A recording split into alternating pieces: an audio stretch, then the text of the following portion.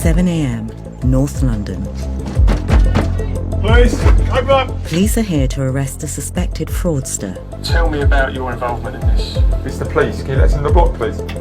Fraudsters steal billions every year. They impersonate banks and even the police. He was very caring. All the time it was, please don't worry. They target the vulnerable, sometimes again and again. They've been preying on her for 9 years now. They've befriended her and built up some sort of relationship with Mum. It's estimated 40% of all crime in England and Wales is fraud. Hello, it's the police. Open up! Fraud is a national security issue. It's funding other organised crime. You look back now and you think, how stupid were we? But at that moment in time, it was quite terrifying.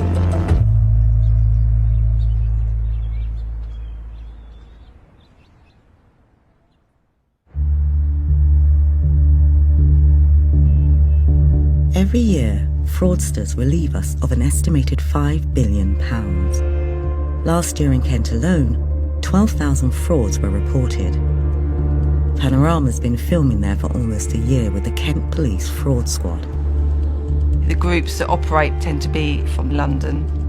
The whole of Kent is targeted. It's a quick journey for them to come and pick up the cash. We've also got quite an aged population, again, which is who they look to target often.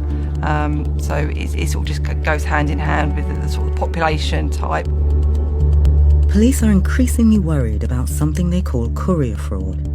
It begins with a call from a fraudster pretending to be a police officer or bank official, and ends with a courier collecting cash or bank cards from your home. When fraudsters called 90-year-old Jean, she believed it was her bank. I was in bed and the phone rang, so I scrambled to pick it up, and a voice said to me, "Have you had your debit card?" Well, I had a notice that my debit card was coming to me. I was a bit perturbed, so I said, "Well, no." He said, "Oh dear, your card's been cancelled. In that case, you can't use it." By chance, Jean was already expecting a new card. The fraudsters told her it had been lost in the post, so they were cancelling her cards. Jean was then asked if she'd like a new PIN number. And I said, "No, I want my old number." Without thinking, immediately said it, what my number was. The scammers now had Jean's PIN number. All they needed to complete the con was to convince her to part with her card. Put the phone down. 2 seconds later, the phone rang, and a woman's voice came and said, "Good afternoon, yes, I'm here to help you." And she said, "We have to get your card back here. It so happens I've got a courier close by. They could come and collect it for me. Have the card ready in an envelope." It sounded very official, and I felt quite confident that the bank was behind me. Jean handed over her debit card to the courier. Within minutes, it was used to withdraw £400 in cash from her account. Following morning, I went to pay the window cleaner, and I thought, oh, some money's gone from my bank. At that point, then the penny dropped. The fraudsters had also withdrawn £4,000 from her bank account after impersonating her on the phone. It completely shook me. I said to myself, am I all right? Am I coping with life all right? Last summer, Kent Police received 140 reports of courier fraud. Banks in England and Wales lost £120 million last year to fraudsters impersonating police or other officials. They normally target an area and hit it hard, and are making lots of calls because there'll be a lot of people that just realise it's a scam and won't engage. Police investigating Jean's case are about to make an arrest. They've identified a suspect whose bank account was used to hold Jean's £4,000. This morning we're going to execute a warrant under Section 8 of PACE at the Trust Vendor Corner, and it's in regards to fraud by false representation. The suspect is what's known as a money mule. Recruited by fraudsters, money mules agree to allow the stolen cash to be paid into their bank accounts. What we're looking for is in the mobile phone, so we want to try and get their PIN code quite early on. We can see that they will ring many people during one day in an attempt to try and con them. So we will analyse that and you'll be able to see when they've got someone on the hook. The police hope the money mule's phone will provide evidence to help identify others in the gang. Intelligence on our systems we share with the Mets, linking this suspect with other frauds. That's why we made the decision to execute the warrant today. It's the police. Can you let us in the block, please? Thank you.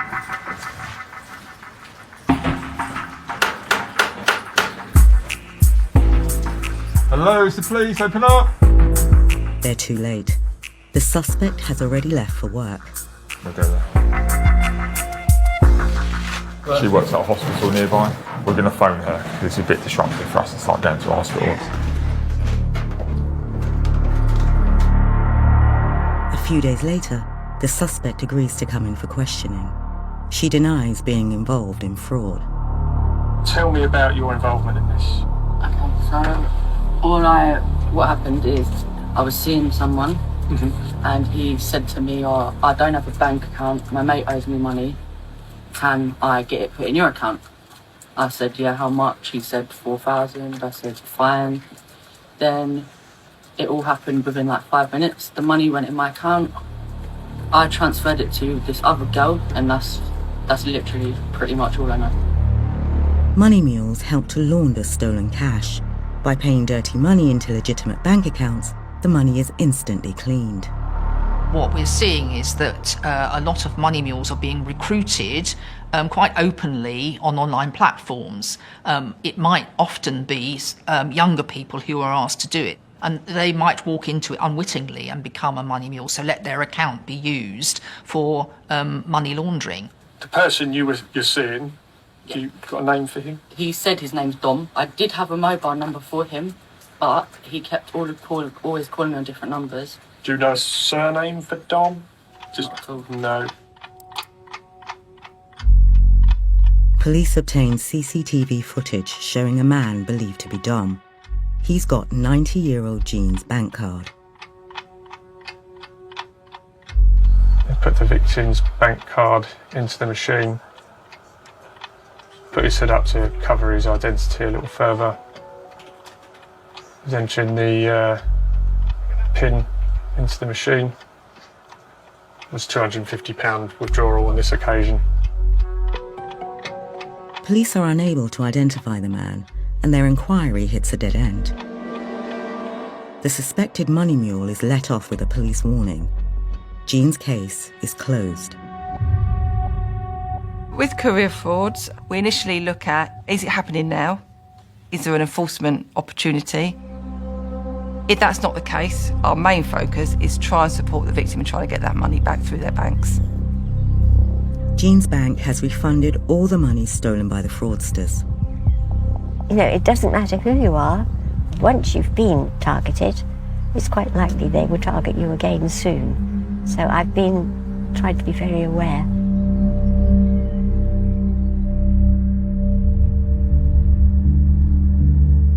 Nearly 1 million frauds were reported to police last year in England and Wales, but only around 5,300 people were convicted. Goodness me. Last year, Jeff and Jane were targeted by scammers pretending to be the police. The gentleman said that he was from the police, he was a police inspector, and that some money had been taken from our account. He was suggesting that it wanted to be investigated further. The scammers said they wanted Jeff and Jane's help, but what they didn't know was the real police were already onto them and were also talking to Jeff and Jane.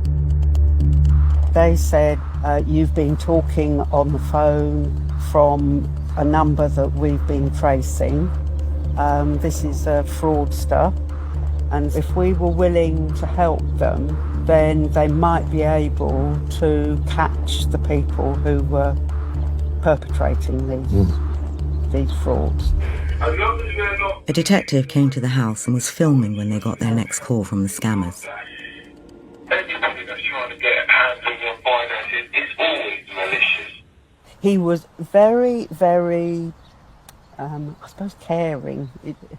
It was all the time. It was, please don't worry. You're being brilliant. You're being a great help. Jane and Jeff were told that not only were corrupt bank officials stealing their money, they were also handling counterfeit notes. The fraudsters told the couple there was a way to catch the bent officials red-handed. Go to the bank and withdraw £5,000 in cash. Right, okay. You all leave the line open. This is a controlled investigation. So you just want me to put the phone down and not... Yeah, leave the line open. Leave the line open. Yeah, I've got the headset in, so just give me a shout once you're back. Okay. The offenders make sure that the victims keep their phone lines open. And the reason for that is the fact that they can't then be contacted by genuine police officers and obviously family members, and it allows the complete control and coercion of the victim. Please just get ready, take your time, get the relevant documents together. Yeah. And to do me a favour, don't forget your car keys, okay? Oh, that's very true. Yes. Yeah, that would be a bit silly, wouldn't it? Jane and Jeff didn't go to the bank, but under the watchful eye of the police played along with the counterfeit story, reading out some made-up serial numbers. The fraudsters took the bait, saying that many of the notes were fakes. They sent a courier to pick them up. Definitely what I would say is not to try to spend any of that money because there is a high percentage of counterfeit. When the courier arrived, police told Jane and Jeff not to answer the door. They had the courier under surveillance. As a result of the female courier being followed, the investigation of that offence has now been looked at on a wider scale with a series of similar offences. Jeff and Jane didn't lose any money, but the police operation failed. No one's been arrested.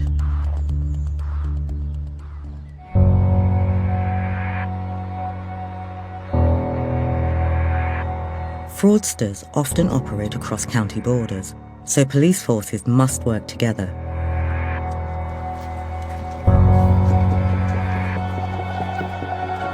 Panorama has been given access to a joint fraud special operations unit. Officers from 6 forces are taking part. Courier fraud is a massive issue nationally.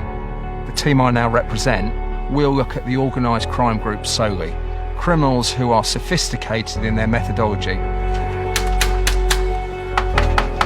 Police!